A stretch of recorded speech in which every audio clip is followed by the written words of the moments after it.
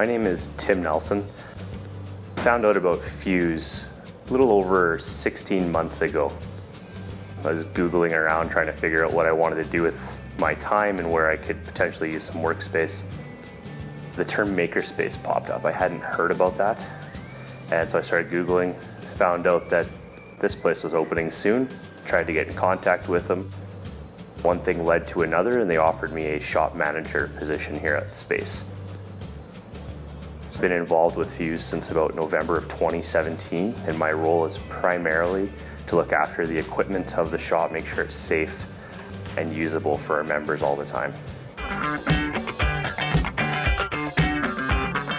At Fuse, we have a full-service wood shop, so that means we have a table saw, we have a miter saw, we have sanding equipment, planing and shaping equipment.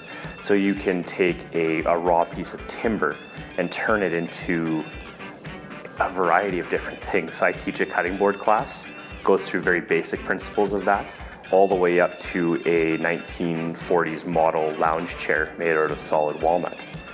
Along with our very well-endowed wood shop, we have a metal shop which includes welding equipment, so fusing metal together, a variety of different cutting equipment, and metal forming and shaping equipment as well. The next step up, the next evolution of that, if you will, is our computer-controlled equipment. So we have currently a large format CNC laser cutter engraver. We have a smaller laser cutter. We have a small CNC machine. The CNC machine will cut wood, some aluminums, plastics, things like that. So that really allows people with computer background and modeling background to utilize equipment and create a product or a project that they necessarily don't have the hand tool skills to do. Once you move out of our dirty shops, if you will, you get into our sewing lab and 3D printing tech area. So the sewing is important because, you make a chair, you need cushions.